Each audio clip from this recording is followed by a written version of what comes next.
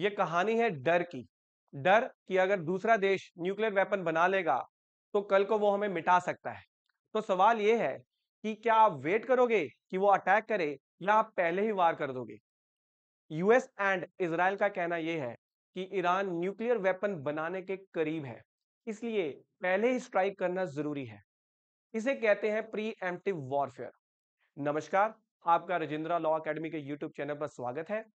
अगर आप क्लैट 2027 की प्रिपरेशन करना चाहते हैं तो आप हमें दिए गए नंबर पर कांटेक्ट कर सकते हैं और आप हमारा टेलीग्राम चैनल भी ज्वाइन कर सकते हैं to get the free notes of current affairs and legal updates. आइए आज समझते हैं कि ऑपरेशन एपिक फ्यूरी जो कि यूएस ने लॉन्च किया और इजराइल ने ऑपरेशन रोरिंग लायन जो लॉन्च किया है, इसके पीछे की वजह क्या है जिसने पूरे वेस्ट एशिया का पावर बैलेंस हिला के रख दिया है। रीजन बहुत सिंपल है कि यूएस और इजराइल का यह कहना है कि ईरान न्यूक्लियर वेपन बनाने के बहुत करीब है। न्यूक्लियर वेपन को बनाने के लिए यूरेनियम का यूज होता है। यूरेनियम सिविल न्यूक्लियर यूज के लिए भी किया जाता है, मिलिट्री यूज के लिए भी किया जाता है। सिविल न्यूक्लियर के लिए जिससे हम बिजली उत्पादन करते हैं, न्यूक्लियर प्लांट्स न्यूक्लियर प्लांट्स जिससे बिजली पैदा होती है, उसके अंदर जो रॉ मटेरियल यूज होता है उसे यूरेनियम कहते हैं। यूरेनियम की एनरिचमेंट डिसाइड करती है कि उसे आप सिविल यूज के लिए यूज करेंगे या मिलिट्री पर्पस के लिए यूज करेंगे। अगर यूरेनियम 10, 20, 30% तक एनरिचमेंट की हुई है, उसकी एनरिचमेंट मींस आप ये समझिए उसकी कॉन्सेंट्रेशन अगर यहां तक है तो उसको आप सिविल पर्पस के लिए यूज कर सकते हैं, न्यूक्लियर पावर प्लांट्स में यूज कर सकते हैं। बट अगर यूरेनियम की एनरिचमेंट, उसकी कॉन्सेंट्रेशन अगर 90% तक कर दी जाए तो उससे न्यूक्लियर बॉम्ब बन सकता है।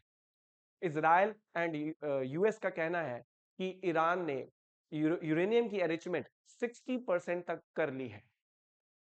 ईरान को रोकने के लिए बहुत सारी डील्स पहले भी हुई थी जिससे ईरान को न्यूक्लियर वेपन बनाने से रोका जा सके, जैसे कि 2015 में JCPOA deal, joint comprehensive plan of action, जिसको joint comprehensive plan of action बोलते हैं, JCPOA, joint comprehensive comprehensive plan of action. This deal was signed in the year 2015. It was signed by the that president of Iran, Mohammad Rouhani. इस plan के अंदर P5+1 and Iran, इनके बीच में ये deal हुई थी। P5 किसे बोलते हैं? यूनाइटेड नेशन सिक्योरिटी काउंसिल जो है, उसके जो परमानेंट 5 मेंबर हैं, जैसे कि परमानेंट 5 मेंबर में कौन आता है? US, Russia, China, UK, that is Britain, and last is last is France. तो ये P5 इस डील के अंदर मेंबर थे एंड ये जो +1 है ये जर्मनी है। So Germany was also there in this deal. ये 6 देशों ने ईरान के साथ मिलकर ये डील की थी कि ईरान की इकोनॉमी के ऊपर जो सैंक्शंस लगा रखी हैं, सैंक्शंस का मतलब होता है प्रोहिबिशंस, कि ईरान के साथ कोई भी ट्रेड डील नहीं की जाएगी, ईरानियन गुड्स कोई नहीं खरीदेगा कोई देश, और रादर उसकी ईरान की जो एसेट्स हैं, फॉरेन एसेट्स, अगर उसने कोई दूसरे देश से पैसे लेने हैं या ट्रेड हुआ था जो, उसको फ्रीज कर दिया जाएगा। एंड ईरान के ऊपर हैवी सैंक्शंस लगाई गई थी इसी वजह से कि ईरान जो है न्यूक्लियर वेपन डेवलप कर रहा था। तो इस डील के अंदर इन 6 देशों ने ईरान के साथ ये वादा किया कि हम ईरान के ऊपर से जो सैंक्शंस हैं वो रिमूव कर लेंगे, जिससे ईरान की इकोनॉमी रिवाइव हो सके एंड ईरान की जो करेंसी है रियाल, वो जो है रिकवर कर सके, क्योंकि ईरान के अंदर उस टाइम पे बहुत सारी इन्फ्लेशन एंड इकोनॉमिक क्राइसिस चल रहे थे। इन रिटर्न ईरान ने यह वादा किया कि वो अपनी यूरेनियम एनरिचमेंट को रोकेगा और इंटरनेशनल एटॉमिक एनर्जी एजेंसी, जो कि एक इंटरनेशनल एटॉमिक एनर्जी एजेंसी है, इसके जो एग्जीक्यूटिव्स हैं ये ईरान के अंदर जाकर उसकी न्यूक्लियर फैसिलिटीज में जाकर ये चेक कर सकते हैं कि ईरान अपनी न्यूक्लियर फैसिलिटीज के अंदर यूरेनियम को किस हद तक एनरिच कर रहा है। ये डील 2018 में फेल हो गई थी। फेल होने का कारण ये है कि उस टाइम पे ट्रंप गवर्नमेंट आई थी, फर्स्ट ट्रंप गवर्नमेंट।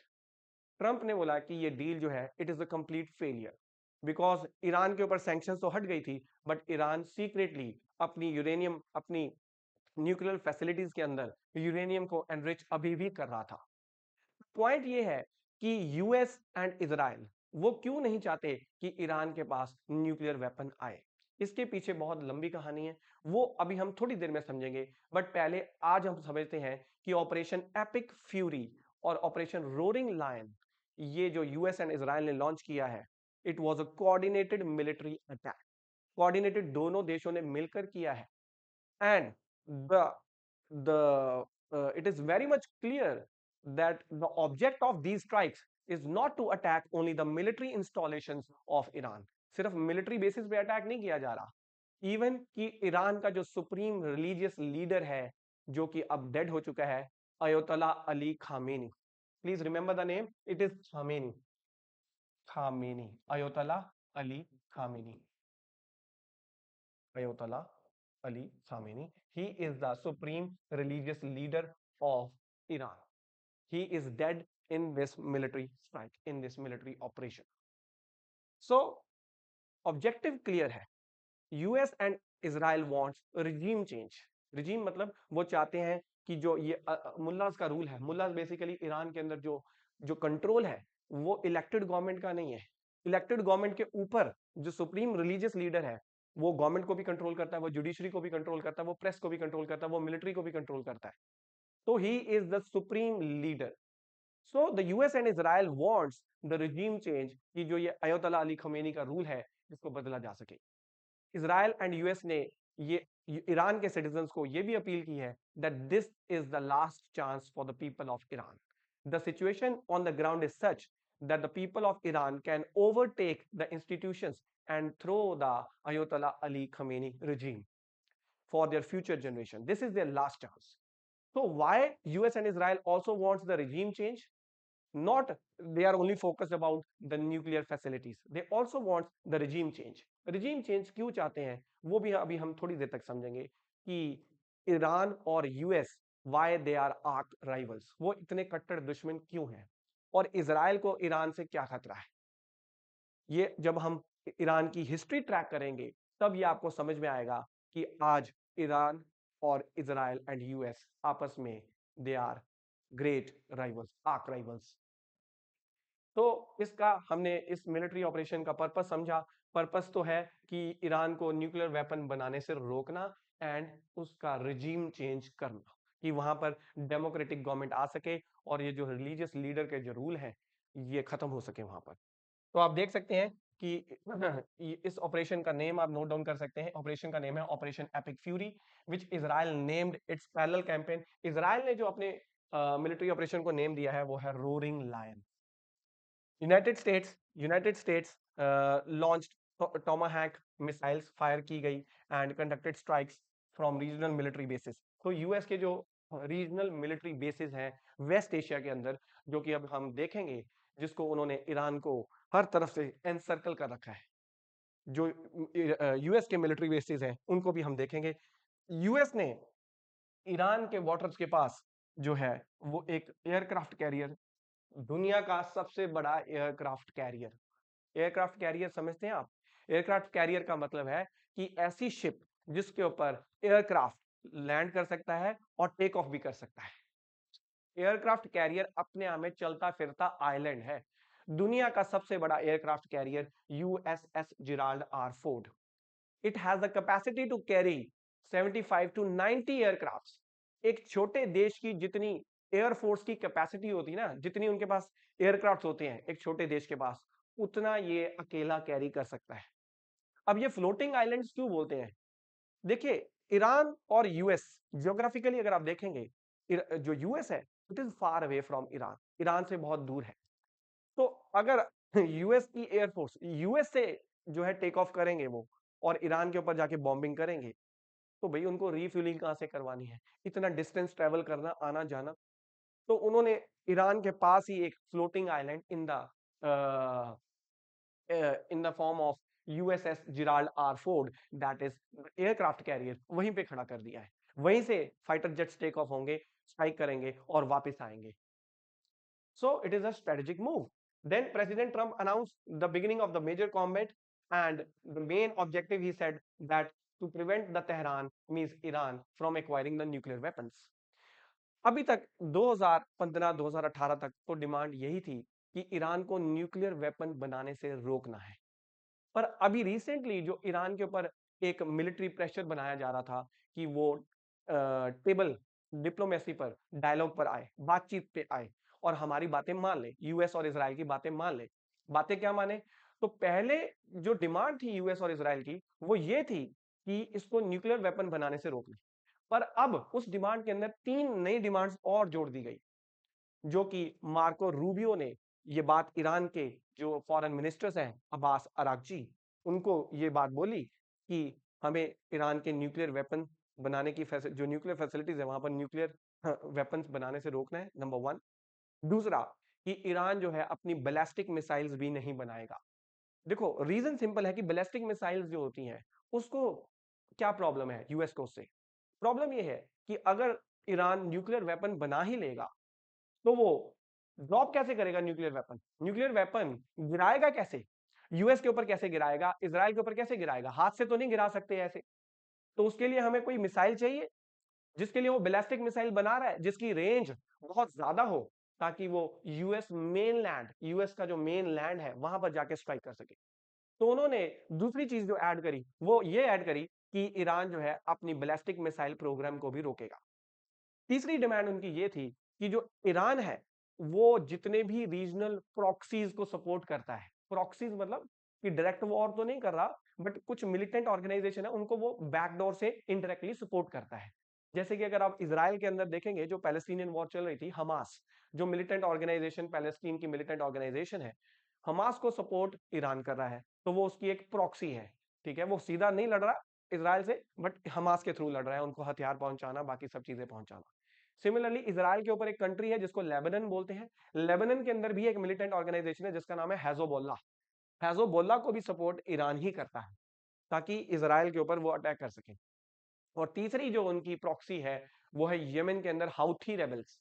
यमन के अंदर जो हाउथी रेबल्स हैं उनको भी ईरान सपोर्ट करता है। और हाल ही में सीरिया के अंदर भी जो आईसिस जो थी उसको सपोर्ट ईरान करता था, बट सीरिया के अंदर रिजीम चेंज कर दिया है यूएस ने। जो बशर अल असद था उसको ओवरथ्रो करके वो रशिया भाग गया, और वहां पर यूएस ने जिस पर्सन को इंस्टॉल किया है वो वेस्टर्न, प्रो वेस्टर्न है। तो अब सीरिया का तो चलो कॉन्सेप्ट खत्म हो गया, बट यमन, लेबनान के अंदर हेजोबोल्ला, यमन के अंदर हाउथी रेबल्स, एंड ईरान के इजराइल के अंदर, पैलेस्टीन के अंदर हमास। तो तीसरी डिमांड ये थी कि अपनी प्रॉक्सीज को जो आप सपोर्ट करते हो वो बंद करनी पड़ेगी। और चौथी डिमांड कि अभी हाल ही में आपने देखा होगा ईरान के अंदर बहुत सारे प्रोटेस्ट हुए थे। प्रोटेस्ट का कारण ये था कि ईरान के अंदर इन्फ्लेशन बहुत ज्यादा थी। इन्फ्लेशन इसलिए थी क्योंकि इकोनॉमिक क्राइसिस चल रहे हैं, ईरान की इकोनॉमी टोटली चोक्ड है, सैंक्शंस, कोई भी देश उससे जो है ट्रेड नहीं कर रहा एक्सेप्ट फ्यू नेशन जैसे रशिया, नॉर्थ कोरिया और चाइना जैसे देश कुछ करते हैं। तो इन्फ्लेशन ज्यादा थी, लोग परेशान थे, एंड लोगों के ऊपर इवन की मॉरल रिस्ट्रिक्शंस बहुत थी, जैसे कि बुर्का पहने बगैर बाहर नहीं जा सकते, और ऐसे बहुत सारी रिस्ट्रिक्शंस थी। और आपको पता ही है कि ईरान के अंदर सबसे ज्यादा एग्जीक्यूशन रेट है, कि वो फांसी पे चढ़ा देते हैं बहुत जल्दी। तो चौथी डिमांड यूएस की ये थी कि जो आप अपने लोगों के ऊपर ये जो आप अत्याचार करते हैं, एट्रोसिटीज करते हैं, इसको रोका जाए। ईरान के साथ जब ये बातचीत चल रही थी, जब ये डायलॉग चल रहा था, तो ईरान ने ये साफ कह दिया कि मैं अपनी न्यूक्लियर फैसिलिटीज के अंदर यूरेनियम एनरिचमेंट को नहीं रोकूंगा। तो रोकने की बात तो छोड़ ही दो, हाँ मैं उसको एनरिच नहीं करूंगा 90% तक, ये मैं आपके साथ एग्री कर सकता हूं, but I will not stop because it is the sovereign right of Iran to have a nuclear, civil nuclear use. हम न्यूक्लियर पावर प्लांट्स के लिए तो अपना यूरेनियम बनाएंगे ही बनाएंगे, ये ईरान का कहना था। दूसरी बात ईरान ने बोला कि बैलिस्टिक मिसाइल्स तो नॉन नॉन नेगोशिएबल हैं, बैलिस्टिक मिसाइल्स हम बनाना नहीं छोड़ेंगे। तो ईरान कह रहा था कि भाई मैं तो बस यूरेनियम एनरिचमेंट को कम कर सकता हूं, बट उसको अभी मैं कंटिन्यू करूंगा for the nuclear use, civil nuclear use, power plants के लिए। so which was not acceptable to US because there is a suspicion always in geopolitics। Geopolitics के अंदर जब कोई दुश्मन देश होता है तो एक देश को, उस देश के ऊपर हमेशा शक की निगाह रहती ही है कि ये न्यूक्लियर वेपन जरूर बनाएगा। तो ये जो बातचीत चल रही थी ईरान और यूएस के बीच में, ये कोई प्रोग्रेस इसमें देखने को नहीं मिल रही थी, एंड जिसके तहत उसके बाद यूएस ने ये जो ऑपरेशन लॉन्च कर दिया। अब इसकी हिस्ट्री में जब हम जाएंगे हम देखेंगे कि ईरान और यूएस कैसे आपस में कट्टर दुश्मन बने। पर उससे पहले हम देख लेते हैं कि इजराइल ने इस बार जितने एयरक्राफ्ट जो है डिप्लॉय किए, 200 फाइटर जेट्स इस ऑपरेशन के अंदर डिप्लॉय किए गए। देन आप देख सकते हैं कि किन किन जगहों पर जो है एयर स्ट्राइक्स की गई हैं by US and Israel. You can see Qom here. Qom के अंदर इजराइल की फोर्डो फैसिलिटी है, न्यूक्लियर फैसिलिटी फोर्डो। इसके ऊपर भी हम बात करेंगे। फोर्डो फैसिलिटी एक माउंटेन है, पहाड़ है, पहाड़ के नीचे 300 फीट नीचे, पहाड़ के नीचे बना रखी है न्यूक्लियर फैसिलिटी। वो इसलिए बना रखी है क्योंकि ईरान को पता था कि इजराइल या यूएस एयर स्ट्राइक कर सकते हैं, एयर स्ट्राइक कर सकते हैं जिससे वो न्यूक्लियर फैसिलिटी को तबाह कर देंगे। जो कि 2025 के अंदर 12 डे वॉर हुई थी यूएस और इजराइल के बीच में, 12 डे वॉर हुई थी जिसमें यूएस एंड इजराइल ने ईरान की न्यूक्लियर फैसिलिटीज के ऊपर अटैक किया था। आइए देख लेते हैं ईरान की न्यूक्लियर फैसिलिटीज को भी देख लेते हैं। ईरान की न्यूक्लियर फैसिलिटीज अगर आप देखेंगे तो there are three main nuclear facilities. You can say that first one जो माउंटेन के नीचे है वो फोर्डो है, दूसरा है नाटन्स, एंड तीसरा है इस्फहान। इस्फहान, इन तीनों न्यूक्लियर फैसिलिटीज के ऊपर 2025 के अंदर 12 डे वॉर जब हुई थी तो ईरान और इजराइल एंड यूएस ने इनके ऊपर अटैक किया था। और पॉइंट ये है कि इजराइल नहीं चाहता, क्योंकि वो उसके नेबरहुड में है, ईरान जो है इजराइल के नेबरहुड में है और ये आपस में दुश्मन है। इजराइल नहीं चाहता कि इसके पास न्यूक्लियर वेपन आए, क्योंकि अगर इसके पास न्यूक्लियर वेपन आ गया तो वेस्ट एशिया के अंदर पावर बैलेंस बिल्कुल बिगड़ सकता है, पावर बैलेंस। क्योंकि यहाँ पर जो रिजीम है अयोतला अली खमेनी जो अभी प्रेजेंट था, नॉट खोमेनी, खमेनी, वो एंटी वेस्टर्न एंटी इजराइल हमेशा से रहा है। उसका रीजन अभी हम देखेंगे। अब यहाँ पर प्रॉब्लम ये थी कि इजराइल के जो फाइटर जेट्स हैं वो नेटन्स के ऊपर अटैक करके नेटन्स को डिस्ट्रॉय कर सकते थे, इस्फहान को कर सकते थे, बट फोर्डो की जो फैसिलिटी है जो माउंटेन के 300 फीट नीचे है उसको डिस्ट्रॉय करने की कैपेबिलिटी इजराइल के पास नहीं थी, क्योंकि ऐसा कोई बॉम्ब बना ही नहीं जो 300 फीट नीचे जाके ही भी उस फैसिलिटी को उड़ा दे। तो इसका सॉल्यूशन था यूएस के पास। यूएस के पास जो है बंकर बस्टर बॉम्ब है, बंकर बस्टर बॉम्ब, ठीक है, bunker buster bomb, bunker buster bomb जिसको जीबीयू भी बोलते हैं, अभी हम देखेंगे। ये बहुत भारी होता है, ये कोई नॉर्मल एयरक्राफ्ट इसको कैरी नहीं कर सकता, नॉर्मल फाइटर जेट इसको कैरी नहीं कर सकता, इसका वजन बहुत होता है। और इसके पास जो पावर है बंकर बस्टर बॉम्ब के पास, ये 60 फीट, नॉट 60 मीटर तक, 60 मीटर तक ये जमीन के नीचे जा सकता है, जमीन को फाड़ के नीचे चला जाएगा और नीचे जो फैसिलिटी उसको डिस्ट्रॉय कर देगा। तो यूएस के साथ कोलैबोरेट इजराइल ने इसीलिए किया कि उन्होंने बोला फोर्डो को डिस्ट्रॉय करना है। फोर्डो को डिस्ट्रॉय करने के लिए बंकर बस्टर बॉम्ब का यूज किया गया। बट बंकर बस्टर बॉम्ब इतना हैवी है, उसको कैरी करने के लिए जो फाइटर जेट चाहिए वो भी यूएस के पास है, और वो है M2 bombers, B2 bombers, sorry, B2 bombers. B2 bomber क्या है इसकी मैं आपको खासियत बताता हूँ अभी। यहां तक आप देखिए कि ये न्यूक्लियर फैसिलिटीज थी जो ईरान की न्यूक्लियर फैसिलिटीज हैं। One is Fordow, Natanz and Isfahan. Then आगे देखते हैं ईरान नेटन्स जो है, आप देख सकते हैं कि ये जो कैपिटल है ईरान की, तेहरान की, तेहरान बोलते हैं उसे, तो 220 किलोमीटर है नेशनल कैपिटल से। यहाँ पर यूरेनियम को एनरिच किया जा रहा था, 60% प्योरिटी तक एनरिच करने की आशंका है कि 60% तक एनरिच कर लिया था। देन इस्फहान है, ये इसराइल की जो है सबसे बड़ी जो है न्यूक्लियर फैसिलिटी है, चाइनीज रिसर्च रिएक्टर्स भी यहाँ पर हैं, थाउजेंड ऑफ न्यूक्लियर साइंटिस्ट जो है यहाँ पर काम करते हैं। देन फोर्डो को अगर आप देखेंगे तो फोर्डो जो है it is buried under mountain about 100 kilometre south west of Tehran and guarded by anti aircraft batteries. तो एंटी एयरक्राफ्ट जो है इन्होंने मिसाइल्स यहाँ लगा रखी हैं कि भाई इसको कोई उड़ा ना पाए, और 100 किलोमीटर साउथ है, साउथ वेस्ट है तेहरान के, और 300 फीट बिलो है। इसको डिस्ट्रॉय करने के लिए बंकर बस्टर बॉम्ब्स की जरूरत है, और वो यूएस मिलिट्री ने किया। और B2 बॉम्बर अगर आप देख सकते हैं, ये बहुत ही एडवांस्ड स्टेल्थ फाइटर जेट है, एडवांस है, बहुत ही स्टेल्थ है। B two bombers, 12 bunker buster bomb इसने फोर्डो के ऊपर गिराए। और सॉरी, बंकर बस्टर जो है इसको GBU-57 मैसिव ऑर्डिनेंस पेनिट्रेटर भी बोलते हैं। ये 30,000 पाउंड का होता है और it is very heavy. Now you can see that कि रैशनल रैशनल तो यही था कि यूएस की जो न्यूक्लियर फैसिलिटीज है उनको डिस्ट्रॉय किया जाए। और बंकर बस्टर के बारे में तो हमने देखा कि ये बिल्कुल जमीन के नीचे जाके फैसिलिटी को उड़ाता है। और हमने B-2 बॉम्बर्स के बारे में भी हम देखेंगे। आप देख सकते हैं बंकर बस्टर बॉम्ब जो है 60 मीटर ऑफ अर्थ के नीचे वो जा सकता है। देन आप B-2 बॉम्बर के बारे में देखेंगे अगर, तो B-2 बॉम्बर जो है it is a strategic bomber. Northrop Grumman as the prime contractor और बोइंग ने मिलकर इसको बनाया है। और इसकी कॉस्ट है $1.2 बिलियन। अगर आप देखेंगे इसकी रेंज को, अगर हम चेक करें तो इसकी रेंज जो है बहुत हाई रेंज है इसकी। इसकी रेंज जो है बहुत हाई रेंज है। एक बार के अंदर ये 6000 नॉटिकल माइल्स मींस 9600 किलोमीटर की रेंज है इसकी विदाउट रीफ्यूलिंग। 9600 किलोमीटर तक ये ट्रेवल कर सकता है। तो आप देखिए एक कॉन्टिनेंट से दूसरे कॉन्टिनेंट में जाके वापस भी आ जाएगा, रीफ्यूलिंग की जरूरत ही नहीं है। और इसको मिड एयर रीफ्यूलिंग भी कर सकते हैं। मिड एयर मतलब हवा में ही एक टैंकर जो फ्यूल टैंकर होता है वो आएगा, मिड एयर में फ्यूल कर देगा।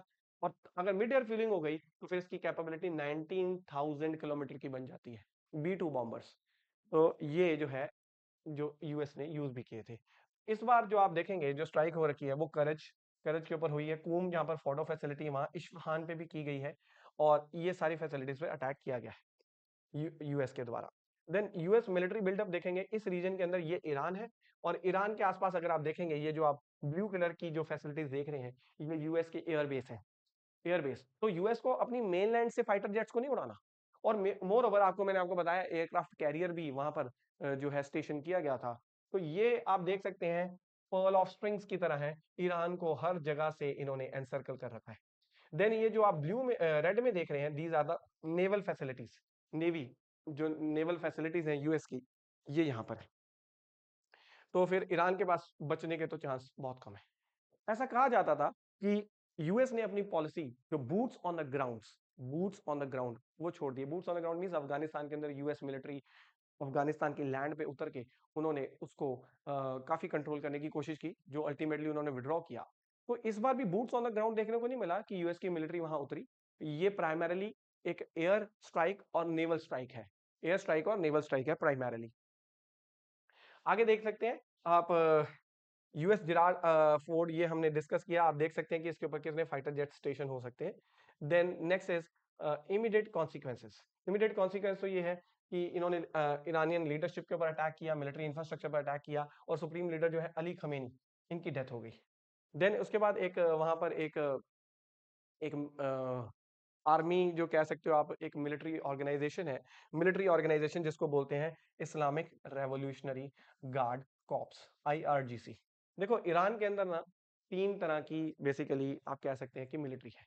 एक मिलिट्री है जिसका काम है नेशन को और डिफेंस को देखना, नेशन के डिफेंस को देखना। IRGC जो ये बनाई गई थी, ये बनाई गई थी सुप्रीम लीडर्स के कंट्रोल में। सुप्रीम लीडर जो अयतुल्ला खमेनी है उसके डायरेक्ट कंट्रोल में था। इसका काम है स्ट्रेटेजिक ऑपरेशन करना और सुप्रीम लीडर के जो भी पॉलिसीज है, जो भी उनके डायरेक्शन है, उनको इंप्लीमेंट करना। तो ये इस्लामिक रेवोल्यूशनरी गार्ड कॉप्स जो है, इनके भी काफी ऑफिशियल्स मर गए और 201 फैटेलिटीज देखने को मिली है, काफी इंजर्ड भी हो गए हैं। देन उसके बाद इसका ये जो कन्फ्लिक्ट है इसका जो है इम्पैक्ट सिर्फ ईरान के ऊपर नहीं है। It can spread into wider geopolitical wider geopolitical ramifications. It can have wider geopolitical ramification. Why? Because this conflict is being spreading to other Gulf countries also. Other gulf countries, अब आपके मन में question आएगा कि क्यों Oman, जो ये Bahrain है, यूएई है आपका, ये इनके ऊपर भी अटैक किया है ईरान ने। उसका रीजन बहुत सिंपल है, क्योंकि ईरान जो है वो यूएस के मेन लैंड पे तो अटैक नहीं कर सकता, बट यूएस के जो आर्मी बेसिस है, जो एयर बेसिस है, सॉरी, एयर बेसिस के ऊपर अटैक करने के लिए वो यूएई के ऊपर, बहरेन के ऊपर, अबू धाबी के ऊपर वो अटैक, और उन्होंने किया भी है अटैक। तो जिससे क्या होगा कि ये देश भी जो है इस कंफ्लिक्ट के अंदर एंटेंगल्ड हो सकते हैं। और ईरान जो है मुस्लिम मेजोरिटी शिया लोग वहां रहते हैं। मुस्लिम जो है इस्लाम में बेसिकली दो कैटेगरीज हैं, एक सुन्नीस और एक शियाज। सुन्नीज और शियाज में फर्क सिर्फ यही था कि जब प्रॉफिट मोहम्मद जो थे वो लास्ट प्रॉफिट थे, है ना, भगवान के दूत लास्ट थे, अल्लाह के दूत वो लास्ट थे। उसके बाद जब उनकी डेथ हुई प्रॉफिट मोहम्मद की, तो एक क्वेश्चन उठा कि भाई नेक्स्ट लीडर कौन होगा, नेक्स्ट लीडर कौन होगा। तो जो थोड़े से प्रोग्रेसिव थे उन्होंने बोला कि वहां के जो लोग ये कह रहे थे कि उस टाइम के जो रिलीजियस लीडर हैं उनको चूज करने का मौका दिया जाना चाहिए, वो चूज कर देंगे कि नेक्स्ट लीडर कौन है। एक तरह के इलेक्शन टाइप का आप कह सकते हैं कि through consensus you the religious leaders they can decide who will be the successor. तो शियाज जो थे उनका कहना था कि नहीं, ये सक्सेसर कंसेंसस से नहीं चुना जा सकता, सक्सेसर प्रॉफिट मोहम्मद की फैमिली लीनियज से ही होना चाहिए। तो जो लोग ये कहते थे कि प्रॉफिट मोहम्मद की लीनियज से ही होना चाहिए वो इंसान, वो शिया हो गए। और जो ये कह रहे थे कि कंसेंसस से चूज कर लो, और वो हो गए सुन्नीस। सुन्नीस थोड़े से प्रोग्रेसिव ये माने जाते हैं, और शियाज थोड़े से ऑर्थोडॉक्स, थोड़े से रिजिड माने जाते हैं। तो शिया आज भी प्रॉफिट मोहम्मद को अपने लास्ट प्रॉफिट मानते हैं। एंड शिया जो है उसके बाद जो इमाम आए थे, इमाम आते प्रॉफिट मोहम्मद के बाद इमाम आए थे, तो वो इमाम को जो है अली को अपना लास्ट इमाम मानते हैं, अली आए थे उनको मानते हैं। तो ये थोड़ा सा डिफरेंस है। ईरान जो है शिया मेजोरिटी है, जबकि आप सऊदी अरेबिया देखेंगे वो सुन्नी मेजोरिटी कंट्री है, और बाकी जो कंट्रीज आसपास में वो सुन्नी मेजोरिटी है।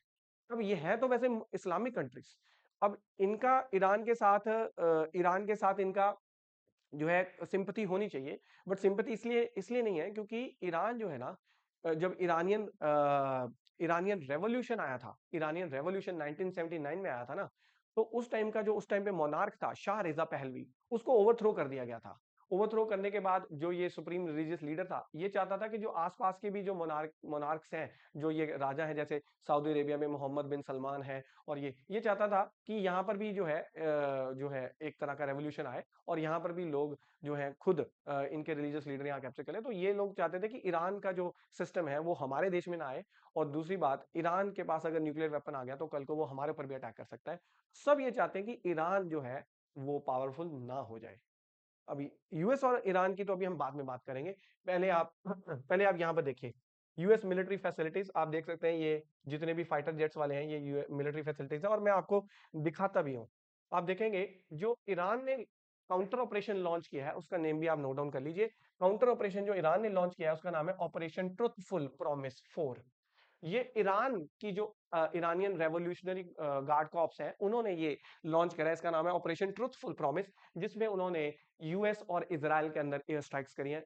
यूएस के अंदर, मेनलैंड के अंदर नहीं, जो गल्फ कंट्रीज के बीच में जो यूएस की एयर बेसेस है उसके ऊपर स्ट्राइक्स करी हैं। और यूएस के अगर आप देखेंगे एयर बेसेस जो गल्फ कंट्रीज के अंदर है, वो आप देख सकते हैं कि अल उदेद एयरबेस कतर के अंदर है, और यहाँ पर जो है कतर अथॉरिटीज ने बोला कि मिसाइल्स को इंटरसेप्ट किया है इन्होंने और हवा में उड़ाया है। देन अल दफर एयरबेस है यूएई के अंदर, यहाँ पर भी एक्सप्लोजन देखने को मिले हैं। ऑपरेशन ट्रुथफुल प्रॉमिस जो है अल अली अल सलेम एयरबेस कुवैत के अंदर, यहाँ पर भी एक्सप्लोजन देखने को मिले। एनएसए बहरीन के अंदर जो एयरबेस है वहां पर भी मिसाइल स्ट्राइक हुई है। देन अल सल्ती एयरबेस जॉर्डन के अंदर है, यहाँ पर भी मिसाइल्स को इंटरसेप्ट किया गया है। देन एब्रिल है and Al Asad airbase Iraq के अंदर, दो बेसिस इराक के अंदर है, यहाँ पर एयर स्ट्राइक्स की है ईरान ने। अब इनको अगर आप मैप के ऊपर देखेंगे तो आप और एक्सप्लोजन खर्ग आइलैंड के पास भी देखने को मिली है। खर्ग आइलैंड जो है वो बेसिकली, अगर आप अभी मैं आपको मैप पे दिखाता हूँ वहां पर भी देखने को मिली एक्सप्लोजन। 90% ईरान का जो ऑयल एक्सपोर्ट है वो खर्ग आइलैंड से ही किया जाता है, तो वहां पर भी एक्सप्लोजन देखने को मिली। आप यहाँ पर देखिए जो ये एयरबेस है यूएस के, आप देख सकते हैं अल उदैद सबसे बड़ा एयरबेस यही है, अल उदैद। देन अल दफरा यहाँ पर है, देन अली अल सलेम यहाँ है, एन अल असद यहाँ पर है, एब्रिल यहाँ पर है, और सल्ती यहाँ पर है। इन एयरबेसिस के ऊपर ईरान के ऊपर स्ट्राइक्स की गई हैं, और ईरान ने भी जो है काउंटर स्ट्राइक्स करी हैं इन एयरबेसिस के ऊपर। देन आप देख सकते हैं कि political messaging and strategic justification, और स्ट्रेटेजिक जस्टिफिकेशन ये बोला कि जो यूएस के प्रेसिडेंट है उन्होंने बोला it is a noble mission. Noble ये है कि फ्यूचर जनरेशन, वही आपको मैंने बताया, डर डर किस बात का कि कल को इसके पास न्यूक्लियर वेपन आ गया तो ये हमारे ऊपर न्यूक्लियर वेपन गिरा देगा। तो ये नोबल मिशन है उन्होंने बोला। और उन्होंने बोला, और यूएस ने ना बेसिकली जो ट्रम्प है उन्होंने 1979 के अंदर एक इंसिडेंट हुआ था, 1979 के अंदर एक इंसिडेंट हुआ था, वहां पर ईरानियन स्टूडेंट्स ने यूएस की एम्बेसी को एनसर्कल कर लिया, और यूएस के जो उस टाइम पे उसके अंदर एम्बेसडर थे उनको 444 डेज के लिए, एक साल से भी ज्यादा के लिए हॉस्टेज बना लिया, बंधक बना लिया। It was a great humiliation to the US military also, क्योंकि वो एक रेस्क्यू ऑपरेशन भी नहीं कर पाए थे। और जिसके बाद, इसी इंसिडेंट के बाद, जो अयतुल्ला अली खोमेनी उसने बोला था कि America is great Satan. Great Satan का मतलब है बहुत बड़ा शैतान है ये, ग्रेट सैटन।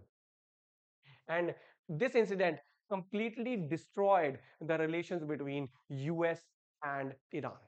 थोड़ा सा हिस्ट्री ट्रैक करते हैं और मैं आपको हिस्ट्री बताता हूं, आपको पता चलेगा कि पहले ये दोस्त थे और बाद में ये दुश्मन कैसे बने। देखिए, बहुत पुराना शुरू से हिस्ट्री नहीं ट्रैक कर रहे हैं हम, थोड़ा सा हम शाह रेजा पहलवी से बात करते हैं। उससे पहले डायनेस्टी रूल थी, कजर डायनेस्टी आई, डायनेस्टी थी, छोटी छोटी डायनेस्टी रूल्स थे वहां पर। अल्टीमेटली डायनेस्टीज को ओवरथ्रो करके शाह रेजा पहलवी जो एक मिलिट्री कमांडर था, मिलिट्री कमांडर ने देखा कि जो राजा है उस टाइम पे बहुत कमजोर था, उसकी मिस गवर्नेंस और वो अच्छे से चला नहीं पा रहा था देश को। तो शाह रेजा पहलवी ने रूल जो है उसके ऊपर कब्जा कर लिया, पर्शिया के ऊपर। पर्शिया, पहले ईरान को पर्शिया बोलते थे। Shah Reza Pahlavi it he was an autocratic ruler, autocratic ruler था। He ruled with the rule of thumb, iron fist rule, and he committed a lot of atrocities all the people also. But he was a modern also. Modern means वो secular था, वो ज्यादा theocratic नहीं था, धर्म मतलब उसको ज्यादा कट्टर धर्मपंथी नहीं था, वो सेकुलर था। वो जो है बेसिकली डेवलपमेंट के अंदर भी विश्वास रखता था, बट वो ऑटोक्रेट था कि भाई रूल मेरे हाथ में ही होना चाहिए। अब उसने एक पुलिस फोर्स भी बना रखी थी जो कि उसकी खुद की पर्सनल पुलिस फोर्स थी शाह रेजा पहलवी की। उसका नेम नोट डाउन करिए आप, उसका नेम था सवैक, SAVAK। इसने लोगों के ऊपर बहुत सारे ऑपरेशंस किए, एट्रोसिटीज की, लोगों को बहुत जो है मर्डर्स और ये जो है इनकी डिसअपियरेंसेस और सर्विलियंस और ये सब सवैक के जो है शाह रेजा पहलवी के रूल में हुआ। शाह रेजा पहलवी का रूल चल रहा था, बट पीपल फेल्ट दैट उस टाइम पे जो ईरानियन लोग थे उन्होंने बोला, they felt that the wealth of the nation is being looted by the foreign countries in the form of oil। Oil जो है शाह रेजा पहलवी जो है वो सारा ऑयल फॉरेन कंट्रीज का जो है उसके अंदर दबदबा था, और फॉरेन कंट्रीज सारा ऑयल लेके जा रही थी, mainly Britishers, Britain. And people felt कि this is not justified. And उसके बाद people elected president, his name was Mohammad Mossadegh. Mohammad Mossadegh का नेम, मोहम्मद मोसदैक। देखो, मोहम्मद मोसदैक आया, शाह रेजा पहलवी अभी भी है रूल के अंदर, बट एक इलेक्टेड गवर्नमेंट को जन्म दिया, क्योंकि उस टाइम पे जो कॉन्स्टिट्यूशन था वहां पर एक नाम की आप कह सकते हैं कि इलेक्टेड गवर्नमेंट होनी चाहिए थी। लोगों ने मोहम्मद मोसदैक को इलेक्ट किया, वो he was a popular politician at that point of time. जब वो प्रेसिडेंट बना, he nationalise the Iranian oil companies. Nationalise मतलब सारा कंट्रोल अपने पास ले लिया, फॉरेन कंट्रीज जो है उनको भगा दिया। So it was a direct challenge, challenge to the British companies. British company का डायरेक्ट चैलेंज। अब ब्रिटिशर्स के हाथ से ऑयल निकल गया, तो ब्रिटिशर्स नहीं चाहते थे कि ऑयल हमारे हाथ से निकले। उन्होंने यूएस को अप्रोच किया। यूएस ईरानियन नेशनलिज्म के साथ थोड़ा सिंपैथेटिक था कि ठीक ही तो है, आप उनका ऑयल छीन रहे हो, तो वो उन्होंने नेशनलाइज कर दिया। बट उन्होंने ब्रिटिशर्स ने यूएस के दिमाग में ये बात बोली, क्योंकि कोल्ड वॉर का जो उस टाइम पे सिनेरियो चल रहा था, तो उन्होंने यूएस के दिमाग में ये बात डाली कि अगर हमने ईरान के ऊपर अपना इन्फ्लुएंस नहीं जमाया तो रशिया वहां से इन्फ्लुएंस जमा लेगा, कम्युनिस्ट जो है वो रूल वहां पर आ सकता है। तो अमेरिका को ऑल्सो गॉट इन्वॉल्व, ब्रिटेन, उसको ऑयल चाहिए था। तो इन्होंने क्या किया, एक सीक्रेट ऑपरेशन किया यूएस और ब्रिटेन ने। उस ऑपरेशन का नाम है ऑपरेशन अजैक्स। उस ऑपरेशन का नाम है ऑपरेशन अजैक्स, ठीक है। ये अजैक्स, और ब्रिटेन ने जो किया था उसका नाम है ऑपरेशन बूट। ये किया था अमेरिका की सीआईए ने, सेंट्रल इन्वेस्टिगेटिंग एजेंसी जो भी है, और ब्रिटेन की जो स्पाई एजेंसी है M16। ब्रिटेन की M16 है, ये CIA। इन्होंने एक कूप ऑर्केस्ट्रेट करा, एक प्लानिंग की, और ना एक फॉल्स प्रोपागेंडा चला दिया मोहम्मद मोसद्देक के खिलाफ, फॉल्स प्रोपागेंडा। और पेड डेमोन्स्ट्रेशंस, लोगों को पैसे देके धरने लगवा दिए। और they portrayed Mohammad Mossadegh as anti Islamic and anti national. उसको एक बैड लाइट में दिखाया, उसकी क्रेडिबिलिटी इंपीच करी, उसका मतलब कहते हैं ना कि किसी को बदनाम करना, उसको बदनाम कर दिया, और उसके ऊपर करप्शन के चार्जेस लगवा दिए। लगवाने के बाद उसको जेल करवा दी, जेल करवा के हाउस अरेस्ट करवा दिया, और उसको कभी भी हाउस अरेस्ट से बाहर आने नहीं दिया। That means Shah Reza Pahlavi, जो कि मोहम्मद मोसद्देक के आने के बाद थोड़ा सा उसका रूल, थोड़ा सा कह सकते हैं उसका कंट्रोल कम हो गया था। मोहम्मद मोसद्देक को अरेस्ट करवाने के बाद यूएस ने एंड ईरान ने उसको रीइंस्टेट कर दिया with the help of the western countries. Mohammad जो शाह रेजा पहलवी था उसका रूल दोबारा से आ गया। And now this time he got more autocratic. उसको पता था कि लोग मुझे पसंद नहीं करते, मैं अगर रूल करूंगा तो मैं करूंगा with the help of western countries. उसने जब शाह रेजा पहलवी दोबारा आया, he again entered into an oil agreement with the British and American oil companies. फिर दोबारा से ऑयल जो है लूटना शुरू हो गए। देन उसके बाद शाह रेजा पहलवी ने बहुत सारे चेंजेस करे ईरानियन सोसाइटी के अंदर। He was more influenced by the western culture, because वो एक मिलिट्री ऑफिसर था, तो वेस्टर्न कल्चर से ज्यादा इन्फ्लुएंस था। तो उसने क्या करा कि ईरान के अंदर बुर्का बंद कर दिया कि लेडीज बुर्का नहीं पहनेंगी, वेस्टर्न क्लोथ्स पहनेंगी। उसके बाद वेस्टर्न कल्चर को यहाँ पर अडॉप्ट करने की बात हुई। देन उसके बाद so all this thing people felt alienated कि हमारा जो ट्रेडिशन है हमें उससे तोड़ा जा रहा है। एंड जो उस टाइम के रिलीजियस लीडर्स थे ईरान के अंदर, जिसमें से अयोतला ओली खमेनी भी था, उन्होंने बोला कि Shah Reza Pahlavi anti Islamic है, इस्लाम के प्रिंसिपल्स के अगेंस्ट है इसका सारा जो काम हो रहा है, और इसने ईरान की सॉवरेनिटी को प्लेज कर रखा है, फॉरेन कंट्रीज जो है वो चला रही है ईरान को, हमारा पैसा लूट के लेके जा रही है। उसके बाद ईरानियन रेवोल्यूशन हुआ 1979 के अंदर। 1979 के अंदर ईरानियन रेवोल्यूशन में लोगों ने सड़कों पर आके प्रोटेस्ट किए, और इतने प्रोटेस्ट हुए कि Shah Reza Pahlavi he fled from the country, वो भाग गया कंट्री छोड़ के। जब वो कंट्री छोड़ के भाग गया, उस टाइम पे अयोतला अली खोमेनी जो है ही टुक द कंट्रोल। एंड उस टाइम पे जो मिलिट्री थी उन्होंने भी हाथ खड़े कर दिए कि भी शाह रेजा भाग गया, और the power got concentrated in the hands of the religious leader. उस टाइम पे जो मुल्लास थे उन्होंने उन्होंने कॉन्सेंट्रेट कर लिया। And this led to the birth of a theocratic Islamic state. यहाँ पर इस्लामिक स्टेट आती है, और मुल्लास जो ये हैं इन्होंने बोला कि हम इसको इस्लाम के अकॉर्डिंग चलाएंगे, इस्लाम के अकॉर्डिंग चलाएंगे, और सारी पावर अपने हाथ में कॉन्सेंट्रेट कर ली ताकि कल को फिर कोई ऐसा चीज ना हो। तो सुप्रीम लीडर ये बन गए। उसके बाद इन्होंने स्ट्रिक्ट इस्लामिक प्रिंसिपल्स लगाए, मॉरल प्रिंसिपल्स की बुरके के बगैर आप बाहर नहीं आ सकते, और जितने भी इस्लामिक प्रिंसिपल्स इनके अकॉर्डिंग वो लगा दिए ये जो है ईरानियन सिटीजन और ईरानियन पीपल के ऊपर। ये सब चल रहा था। अब इसके बाद ये यहां तक तो कोई दिक्कत नहीं है, यहां तक रेवोल्यूशन हो गया। शाह रेजा पहलवी जो कि प्रो वेस्टर्न था, यूएस के फेवर में था, ब्रिटेन के फेवर में था, क्योंकि ऑयल मिल रहा था उनको, यहां तक तो ठीक चल रहा था, बहुत अच्छी दोस्ती भी चल रही थी। बट जैसे ही सुप्रीम रिलीजियस लीडर्स आ गए, उन्होंने बोला कि ये जो वेस्टर्न कंट्रीज हैं ये एंटी इस्लामिक हैं, ये ईरान के दुश्मन हैं, और पावर जब उनके हाथ में कंट्रोल में आई, तो अब जो ये जो लीडर है अयोतला अली खमेनी, इसने अमेरिका को बोला कि अमेरिका ग्रेट सैटन है, बहुत बड़ा शैतान है ये। इजराइल को भी उसने ऐसे ही उसने बोला ये स्मॉल सैटन है, छोटा शैतान है। अब पॉइंट ये आता है कि जब ये रेवोल्यूशन हो गया ना, उसके बाद 1979 के अंदर अमेरिका ने क्या किया, उन्होंने बोला कि हम रेजा को, शाह रेजा पहलवी को दोबारा ईरान में भेजते हैं। उन्होंने भेजा कि भाई शाह रेजा पहलवी को कैंसर ट्रीटमेंट करवाना है। जब वो कैंसर ट्रीटमेंट के लिए ईरान में आया, तो लोग भड़क उठे, क्योंकि लोगों की जो पेनफुल मेमोरीज थी वो रिवाइव हो गई। पेनफुल मेमोरीज पता कौन सी? जो मोहम्मद मोसदैक था ना, उसको भी अमेरिका ने और इन्होंने मिलकर एक प्लान बना के, कॉन्स्पिरेसी बना के, उसको हाउस अरेस्ट करवा के बेचारे को मरवा दिया था। उसके बाद शाह रेजा को दोबारा रीइंस्टेट किया था। अभी भी लोगों को ये लगा कि अब ये रिलीजियस लीडर के हाथ में हमने रेवोल्यूशन करके पावर दी है, अब अमेरिका फिर से शाह रेजा को दोबारा लेके आ रहा है फॉर कैंसर ट्रीटमेंट और व्हाटएवर। उनकी वो पेनफुल मेमोरीज रिवाइज हुई, और उन्होंने बोला कि जो ईरान के जो स्टूडेंट्स थे उन्होंने अमेरिकन एम्बेसी को एनसर्कल कर लिया, और वहां के जो एम्बेसडर्स थे 52 डेज के लिए उनको हॉस्टेज बना लिया। हॉस्टेज बना लिया, और 444 डेज के लिए जब hostage, it was great humiliation to the American. And rescue operation भी नहीं कर पाई अमेरिका की जो मिलिट्री है। यहां से रिलेशन कंप्लीटली डिस्ट्रॉयड हो गए, और यहां पर जो अब रिजीम है, जो कि रिलीजियस लीडर्स जो हैं वो चला रहे हैं ईरान को, they are completely anti anti western, anti US, anti Israel. यहां से उन्होंने एंटी इजराइल। उसके बाद 2015 के अंदर इसराइल ईरान अपना न्यूक्लियर फैसिलिटीज में अपना न्यूक्लियर यूरेनियम एनरिचमेंट कर ही रहा था। तो वहां पर फिर यूएस ने बोला कि इसके ऊपर सैंक्शंस लगाओ, क्योंकि रिजीम जो है एंटी यूएस थी, तो उन्होंने बोला सैंक्शंस लगाओ, कहीं न्यूक्लियर बॉम्ब ना बना ले, न्यूक्लियर बॉम्ब बना लेगा तो फिर हमारे ऊपर गिराएगा।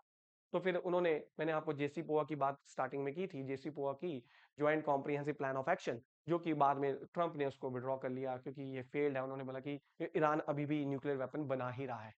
तो अब दोबारा 2025 में इन्होंने फैसिलिटीज पे, फोर्डो पे अटैक किया, जो कि 12 दिन की वॉर चली थी। और अब 2026 के अंदर इन्होंने कंप्लीट वॉर स्टार्ट कर दी, जिसमें कि रिजीम चेंज अयोतला अली खामेनी है। आप याद रखना, क्योंकि जब रेवोल्यूशन हुआ था 1979 में, वो अयोतला अली खामेनी था। ये क्लैट के पेपर में आ चुका है, क्लैट के पेपर में आया था कि ईरानियन रेवोल्यूशन के टाइम पे लीडर कौन बना था। तो ऑप्शन दिए थे अयोतला अली खोमेनी, अयोतला अली खामेनी।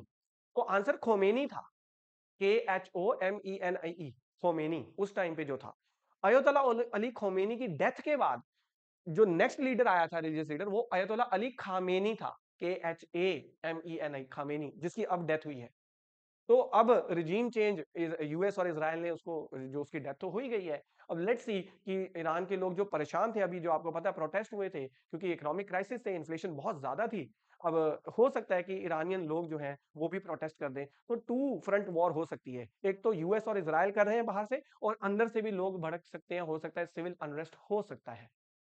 तो जो लोग ये कह रहे थे, जो कि इंटरनेशनल एक्सपर्ट जो एनालिस्ट हैं, इंटरनेशनल रिलेशंस के जो एनालिस्ट हैं, वो कह रहे थे कि भाई अब यूएस की हेजेमनी खत्म हो गई है, जब उसने अफगानिस्तान से विड्रॉ किया था, कि यूएस अब जो है वो इंटरफेयर नहीं करेगा। But US, the Trump, he has shown to the world that there is no fluff, when he will take action, तो वो एक्शन लेगा, और उसने लिया भी है। ठीक है, बूट्स ऑन द ग्राउंड नहीं है, आर्मी जमीन पे नहीं उतारी है अभी, एयर स्ट्राइक, नेवल स्ट्राइक है, और इसी से वो काफी कुछ कर चुके हैं। Let's see how the situation unfold. So moving ahead, आप देख सकते हैं डिप्लोमेटिक ब्रेकडाउन, यहाँ पर मैंने आपको ऑलरेडी बता दिया। डिसएग्रीमेंट आपको मैंने बताया था कि क्या था, कि ईरान कह रहा था कि मैं बात करने के लिए तैयार तो हूं, बट हम न्यूक्लियर बॉम्ब तो नहीं बनाएंगे, बट हम अब रिलिंक्विश नहीं करेंगे यूरेनियम मैनेजमेंट, हम करेंगे क्योंकि हमें सिविल यूज करना है। देन स्टॉक पाइल्स जो अभी तक हम मैनेज कर सके हैं उसको हम डिस्ट्रॉय नहीं करेंगे। और उसने बोला कि ये नॉन नेगोशिएबल है, हम मिसाइल्स के ऊपर कोई भी नेगोशिएशन नहीं करेंगे। जबकि यूएस की पोजीशन में ये चीजें एक्स्ट्रा थी, जो कि मैंने आपको बताया, missile program and all that, ये सब हमने देखा। देन जेडी वांस, और यहाँ पर अगर आप देखेंगे, बहुत ध्यान से देखिए, तो ये जो ईरान है ना, ईरान, ये जो पर्शियन गल्फ है, इसको बोलते हैं state of Hormuz. Hormuz strait, straight means a narrow water body between two land mass, छोटा पतला पानी का रास्ता। यहाँ से जितना भी ऑयल ट्रेड है यहाँ से होके जाता है। ईरान कहता है कि इसके ऊपर मैं कब्जा कर लूंगा, मैं ऑयल ट्रेड बंद करवा दूंगा। तो ये मतलब ईरान का कहना था। और ये जो है, ये रेड सी वाला एरिया और मेडिटेरेनियन सी, जिसमें यूरोप के अंदर ट्रेड होता है सारा आज के टाइम पे, तो ये जो है यहाँ पर आपको देखने को मिलेगा बब अल मंडेब। ठीक है, बब अल मंडेब, ये सारे दुनिया के चोक पॉइंट्स हैं। चोक पॉइंट्स मतलब जो बहुत स्ट्रेटेजिक पॉइंट्स हैं, यहाँ पर अगर किसी देश ने कब्जा कर लिया, तो it can lead to the destruction of the world order. World order, क्योंकि बहुत बड़ा प्रॉब्लम हो सकती है कि ट्रेड होके जा रहा है काफी ज्यादा। तो ये भी आप नोट डाउन कर सकते हैं कि यहाँ पर स्ट्रेट ऑफ हॉर्मुज है पर्शियन गल्फ में, यहाँ पर बब अल मंडेब है। देन आप ये इंटरनेशनल एटॉमिक एनर्जी जो एजेंसी है, इन्होंने बोला था कि भाई हम वेरीफाई नहीं कर पा रहे कि ईरान ने अभी तक 60% प्योरिटी की है, 90% कर लिए, कितनी कर लिया हम वेरीफाई नहीं कर पा रहे। तो जिसकी वजह से फिर यूएस ने का ही उन्होंने बोला कि हम इसके ऊपर स्ट्राइक करेंगे। मिलिट्री बिल्डअप ये हम ऑलरेडी देख चुके हैं, सैंक्शंस लगाई गई थी, ये we have already seen. So this is all about the Iran and US-Israel conflict. I hope you like the video and do subscribe to the channel and also share the video. Thank you very much.